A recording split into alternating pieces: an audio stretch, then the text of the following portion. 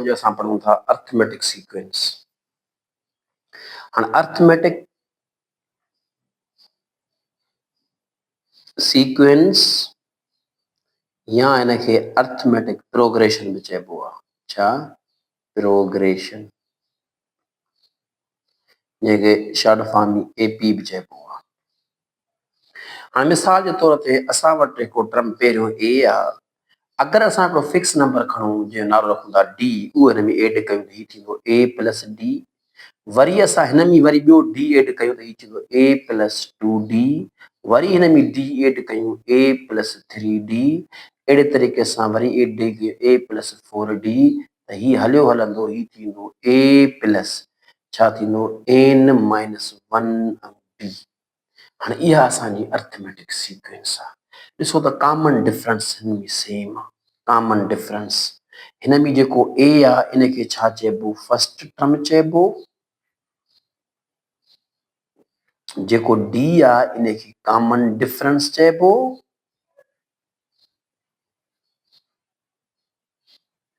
ऐं जेको तव्हांजो ही टर्म आहे इनखे छा चइबो? एंथ टर्म चइबो, या हिनखे लास्ट टर्म चइबो, या हिनखे जनरल टर्म चइबो आहे।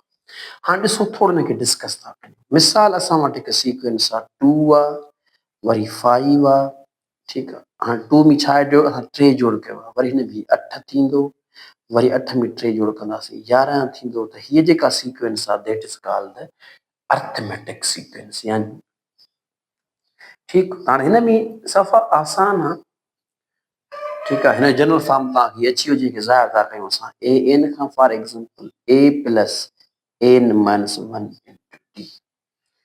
ठीकु थियो। असां जेतिरो जल्दी थी सघे असां अॻिते प्रॉब्लम कंदा था हलूं।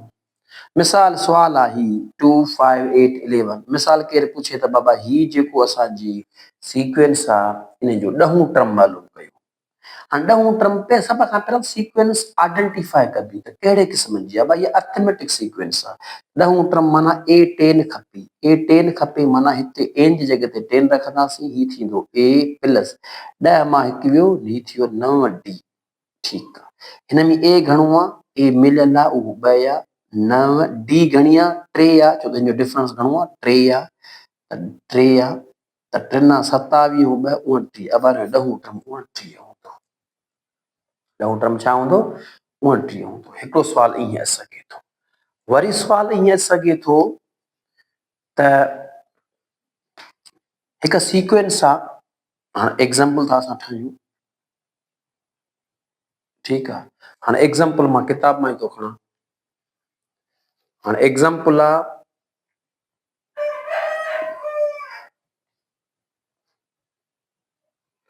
find the number of terms in the AP if A बराबर 3, D बराबर 7 और last term AN is equal to 59।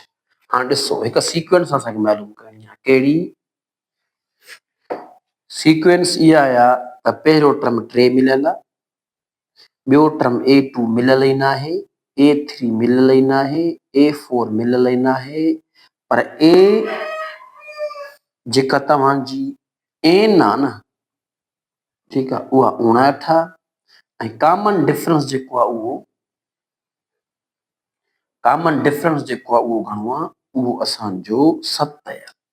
बाबा सफ़ा फार्मूले खे वरी असां वराए खणी था अचूं। A N is equal to A plus N minus 1 into D. हाणे ॾिसो ए एन घणी आहे? 59 रखो। ए घणी आहे? 3 रखो। एन असांखे त मालूम करणी आहे, नंबर ऑफ टर्म्स माना एन। एन छा खे ज़ाहिर कंदी आहे? नंबर ऑफ टर्म्स खे बाबल।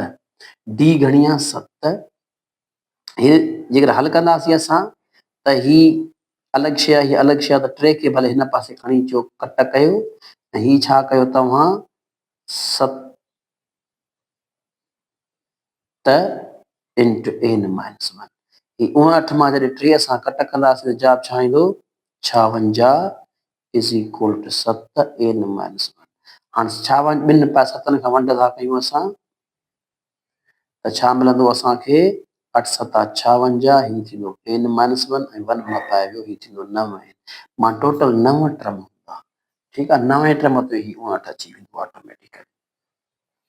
ठीक है, तो अहिड़े क़िस्म जा सवाल एंट्री टेस्ट में अची सघनि था, क्वेश्चन अची सघनि था। या ॿियो हिकिड़ो क्वेश्चन आहे, मिसाल चए थो त एग्जाम्पल आहे,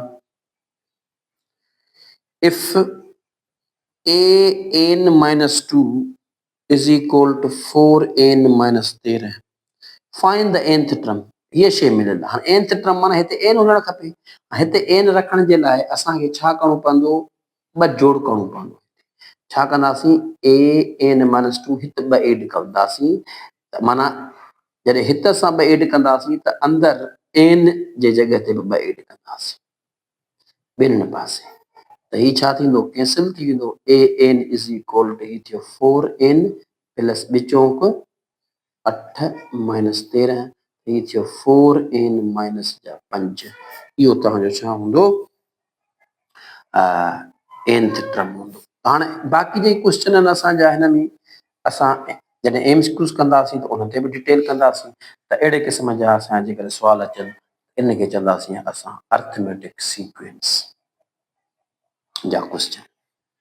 उन खां पोइ असां वटि अर्थमेटिक मीन हूंदी आहे। हाणे मिसाल असां वटि हिकु नंबर ए आहे, ॿियो ही ए आहे, टियों बी आहे, 3 नंबर हिन अर्थमेटिक सीक्वेंस में, त पोइ ए उनखे छा चइबो, इनखे अर्थमेटिक मीन चइबो। अर्थमेटिक मीन ए एम खां जेके ज़ाहिर कबो आहे, छा चइबो उनखे, अर्थमेटिक मीन। हाणे हिन जो फॉर्मूलो आसान आहे ड्राइव करणु, पर मां तव्हांखे इहो ॿुधाए छॾियां। त हाणे हिन जो डिफरेंस, हिन जो डिफरेंस साॻियो हूंदो, छो त हीअ अर्थमेटिक प्रोग्रेशन आहे। त हाणे असां चवंदासीं a बराबर b माइनस a। असांखे a खपे, त हिन a खे हेॾां खणींदासीं त हीअ थींदो a plus a is equal to a plus b, त हीअ थींदो 2a is equal to a plus b, त हीअ थींदो a is equal to a plus b upon 2। हीअ थियो तव्हांजो अर्थमेटिक मीन मालूम करण जो फॉर्मूलो। जेकॾहिं 2 नंबर आहिनि त उनजे विच में मिसाल सुवाल अची सघे थो। ठीकु आहे, क्वेश्चन अची सघे थो, ही हेॾा ॾिसो आयल आहे सुवाल। Find the arithmetic mean between √2 plus 3√2। हिन छा कयो आहे, ॾिसो ॿिन्हिनि खे एड कयो अथसि, √2 प्लस √3, त हीअ √4 थी वेंदो। √4 खे 2 खां कंदो त 4 खे 2 जो खोड़ो 2 दफ़ा थी हिन जे बराबरि थी वियो। इहो थियो तव्हांजो अर्थमेटिक मीन जो, जेकॾहिं 2 नंबर आहिनि त उन्हनि जे अर्थमेटिक जो फॉर्मूलो आहे। पर 2 खां मथे आहिनि त पोइ थोरो इशू आहे। ऐं शइ खे थोरो मां सम्झाइण जी कोशिशि कंदुसि त इहो किथो ठहे। Arithmetic means more than. हाणे मिसाल जे तौर ते असां वटि हिकु नंबर आहे, ही ए आहे, ही असांजो A1 आहे, ही असांजो A2 आहे, ही असांजो A3 आहे, अप टू AN आहे, ऐं ही असांजो B आहे। असां केरु पुछे त ही नंबर कहिड़ा हूंदा, पर शर्त आहे त हीअ अर्थमेटिक प्रोग्रेशन आहे। हीअ छा आहे, सीक्वेंस कहिड़ी आहे, अर्थमेटिक प्रोग्रेशन या अर्थमेटिक सीक्वेंस आहे। अच्छा सर, जेको असांजो ए आहे उहो त ए हूंदो आहे पाण, ए इज़ इक्वल। जेको ॿियो टर्म हूंदो आहे उहो छाजे बराबरि हूंदो आहे, उहो ए प्लस डी जे बराबरि हूंदो आहे। ऐं जेको टियों टर्म हूंदो आहे उहो छा हूंदो आहे, ए प्लस 2d जे बराबरि हूंदो आहे, माना ही A1 A2। ऐं तव्हांजो जेको A3 आहे, ठीकु आहे, उहो बराबरि छा थींदो, ए प्लस 3d जे बराबरि थींदो। ठीकु आहे, असां हिकिड़ो पंहिंजे तरीक़े सां पढ़ण जी कोशिशि था कयूं। ठीकु, हाणे अहिड़े तरीक़े सां असांजो जेको ए एन आहे इहो त आसान थी वियो, असांजो ए प्लस एन डी थी वियो, आसान थी वियो मालूम करणु। हाणे इहो तरीक़ो था असां सम्झूं, किताब में जेको शइ लिखियलु आहे उनखे तव्हां फ़िलहालु छॾे ॾियो। हाणे सुवाल थो अचे, मिसाल सुवाल थो अचे, एग्ज़ाम्पल आहे त √3 पहिरियों टर्म आहे, उन खां पोइ A1 आहे, उन खां पोइ A2 आहे, उन खां पोइ A3 आहे, उन खां पोइ 3√3 आहे। इहे टई मालूम कयो। अच्छा ठीकु आहे, हाणे हीअ एन छा आहे, इनखे थोरो सम्झणो आहे। हाणे ॾिसो हीअ छा थींदो, पहिरीं ॻाल्हि इहा आहे त डी हिन में मालूम करणो मसइलो। हाणे डी कीअं मालूम कयूं, वेरी गुड। हाणे डी कीअं मालूम कंदासीं असां, त डी असांजी जेकी हिन में असांखे मालूम करणु उहा असांखे थोरो यादि रखे छॾियो त डी छाजे बराबरि आहे। हिन में जेका डी आहे उहा जी वैल्यू असांखे जेकॾहिं सम्झ में अची वई, उहा बराबरि हूंदी आहे बी माइनस ए डिवाइडेड बाए एन प्लस 1। ठीकु, हाँ इहो किथां थी अचे, थोरो इहो तव्हांखे सम्झाइण जी कोशिशि कयां। हाणे ॾिसो त हिन जो जेको जनरल फॉर्म ॾिसंदासीं उहो छा हूंदो, ए एन इज़ इक्वल उहो बी जे बराबरि आहे बाबल। ऐं टोटल टर्म घणा आहिनि, 1 खां वठी एन, एन हिकिड़ो टर्म ही, एन प्लस 1 हिकिड़ो टर्म ही, एन प्लस 2, माना एन प्लस 2 टोटल टर्म आहिनि। ठीकु आहे, त हाणे हितां तव्हां लिखी सघो था त जेको बी आहे उहो बराबरि थींदो ए प्लस, हाणे टोटल टर्म घणा आहिनि एन प्लस 1, त हिते छा हूंदो, हिकिड़ो टर्म घटि हूंदो आहे, हीउ थींदो एन प्लस 1 इंटू डी। हितां डी मालूम कंदो त छा थींदो, तव्हांजो हीउ अची वेंदो बी माइनस ए डिवाइडेड बाई एन प्लस 2। डी जो फॉर्मूलो थी वियो हीउ, यादि रखे छॾियो। ठीकु थियो, हाणे एन घणी आहे 3 आहे, त हिते 3 रखो डी मालूम करण लाइ। बी घणो आहे असांजी माइनस अंडर रूट 3 डिवाइडेड बाई एन घणी आहे 3, 3 ऐं 1 ही थियो 4। तव्हांजो जेको डी थियो ही थियो 2 अंडर रूट 3 डिवाइडेड बाई 4, त D is equal under root 3 divided by 2। ठीकु आहे, इहो तव्हांजो थियो डी। हाणे तव्हांखे डी मिली वियो, हाणे तव्हां रखंदा हलो। हाणे तव्हां छा कंदो, ए घणी आहे ए अंडर रूट 3 आहे, अंडर रूट 3 में तव्हां प्लस कयो छा अंडर रूट 3 बाई 2, ही छा थींदो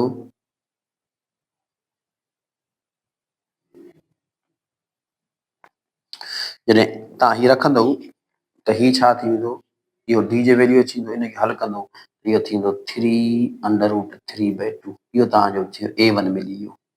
A2 में छा कंदो under root 3 plus 2 under root 3 by 2, 2 2 में कैंसिल थी त 2 अंडर रूट 3 मिली वियो। उन खां पोइ इहो तव्हांजो ही A1 आहे बाबल, ही तव्हांजो A2 आहे, A3 में छा थींदो 3 अंडर रूट 3 बाई 2।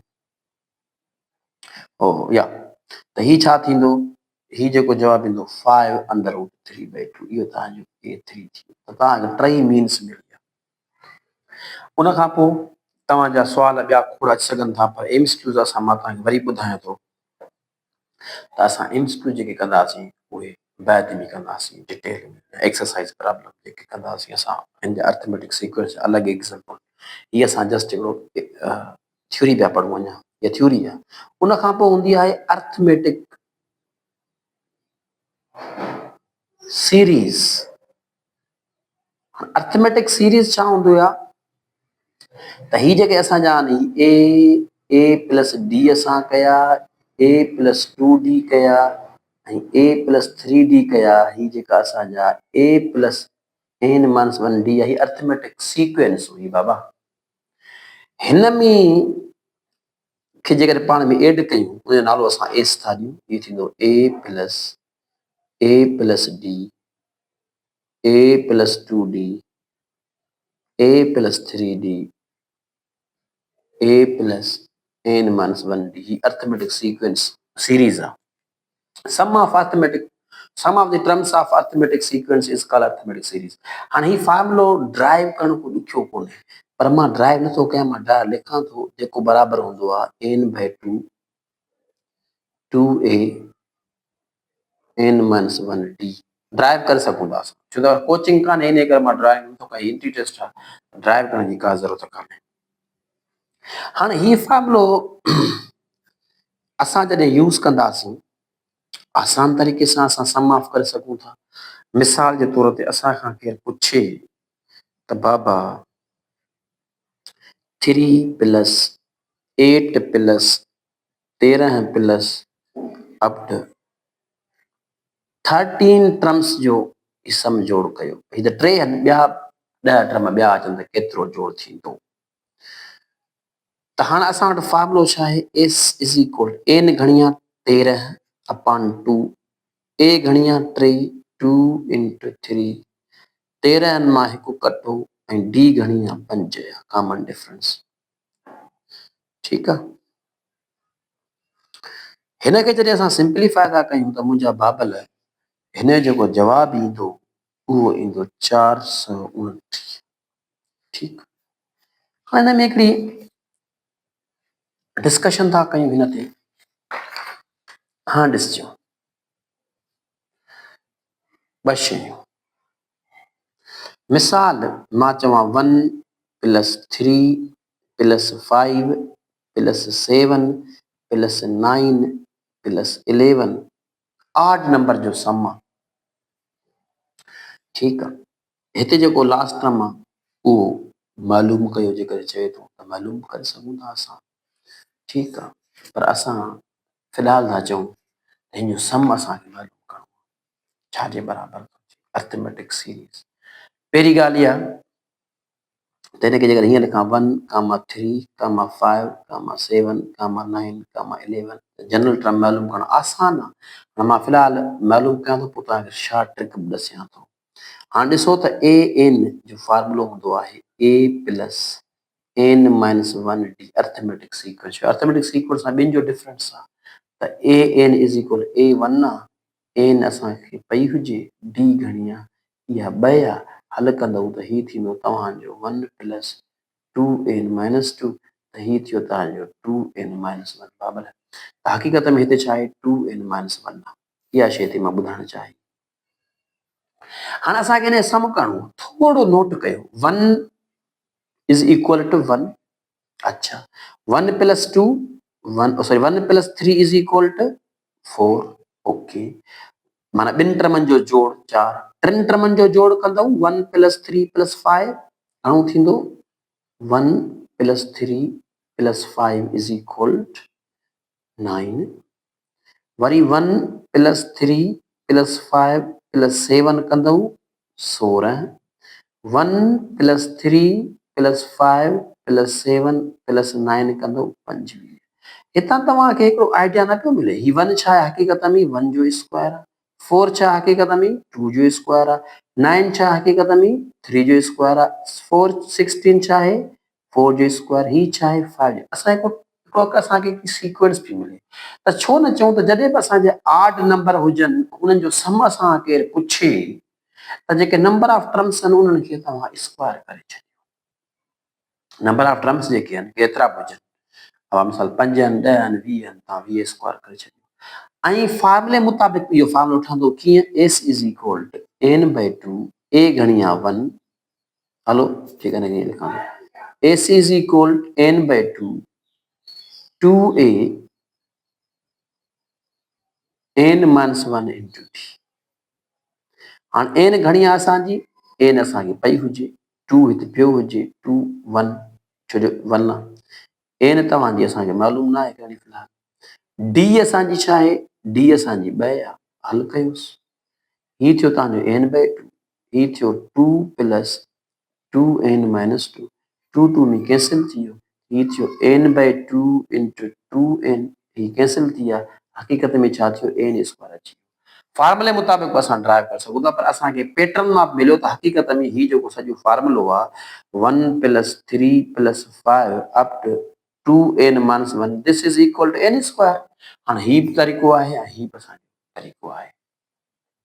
त जेकर सम असांखे केरु आड जो पुछे त इहो फार्मूलो। अच्छा सर इवन जो पुछे 2 + 4 + 6 + 8 अब हीअ शइ कीअं मालूम कंदव, साॻियो तरीक़ो ही AN = A घणी आहे 2, n - 1 D घणी आहे 2, त हीउ छा थियो 2 + 2n - 2 this =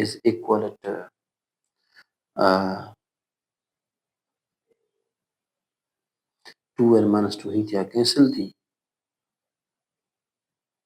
so this = 2n, हिते असांजो 2n आहे। ठीकु, हाणे सुवाल इहो थो पैदा थिए त हिन जो सम ॾिसो 2 साॻियो रखो बाबल, ॿिनि खे जोड़ कयो, 2 टर्मनि जो जोड़, मां हीअं थो लिखां डायरेक्ट, हीउ पहिरियों टर्म साॻियो रखो, ॿिनि खे जोड़ कयो 6, टिनि खे जोड़ कंदव 12, चइनि खे जोड़ छा कयो 20, वरी हिन खां पोइ 10 या 30। त ॾिसो हिनखे जेकर मां हीअं लिखां 1 × 1 2 × 1 या हिनखे मां हीअं लिखां 1 × या हिनखे तव्हां सां छॾींदा फ़िलहाल त केतिरो थिए ॾिसियो। हाणे हिनखे लिखूं मां 2 × 3 ओके, इन खे मां लिखां 3 into 4, ओके, इन खे लिखां मां 4 into 5, ओके, इन खे लिखां 5 into 6, ओके, त मथे खे क्या लिखंदुसि मां, हाणे कॉमन सेंस जी ॻाल्हि अची वई 1 into 2, ठीकु आहे, सीरीज़ में माना पैटर्न हेठां खां मथे ठहंदो न, हीउ जेको पैटर्न जी ख़बर न पवंदी। हाणे हिते असांखे ख़बर पइजी वई त जेको हेॾा n हूंदो 2n, उहो बराबरि छा थींदो n प्लस 1, ॻाल्हि ख़तमु। n प्लस 1, हाणे असांखां जेकॾहिं केरु पुछे त हिन फॉर्मुले ते इहो मालूम कयो त बि साॻियो जवाबु ईंदो। त माना असांखे इवन टर्मनि जो सम मालूम करण जे लाइ असांखे रुॻो ही फॉर्मुलो यूज़ कबो। अब 100 टर्म हुजनि इवन नंबर, मिसाल मूंखां केरु पुछे 1 plus 4 plus 6 up to 100 term add थियल हुजनि त छा थींदो? आसान, 100 ऐं 101, ॻाल्हि ख़तमु करे छॾियो। हिन खे तव्हां मल्टीप्लाए कयो 10100, ही जवाबु, ॻाल्हि ख़तमु। त इन में परेशान थियण जी ॻाल्हि नाहे। इहा तव्हांजी अर्थमेटिक सीरीज़ हुई। अर्थमेटिक सीरीज़ में लास्ट टर्म गिवन हूंदो त पोइ त तव्हां ॾिसो ही फॉर्मुलो ठही सघे थो। ॾिसो s इज़ इक्वल n/2 आहे, ऐं ही छा हो 2a हो न, त उनखे मां जेके लिखां a प्लस a 2a खे, बाक़ी ही छा थींदो n - 1 ऐं b। हीअ शइ छा आहे हक़ीक़त में लास्ट टर्म आहे, त ही थींदो n/2 ऐं a प्लस a। ही फॉर्मुलो तॾहिं इस्तेमालु कबो जॾहिं असांखे लास्ट टर्म गिवन हूंदो, त ही असां सम लाइ डायरेक्टली यूज़ करे सघूं था। त अहिड़े तरीक़े सां असांजी अर्थमेटिक सीरीज़ बि थी वई ख़तमु। ठीकु, वधीक एग्ज़ाम्पल असांजा डिटेल में कंदासीं जॾहिं एमसीक्यूज़ कंदासीं। ठीकु आहे, बाक़ी असांजा रहियो ज्योमेट्रिक सीक्वेंस, हार्मोनिक सीक्वेंस। ठीकु आहे, इन्हनि खे असां बाद में लेक्चर कंदासीं। Thank U.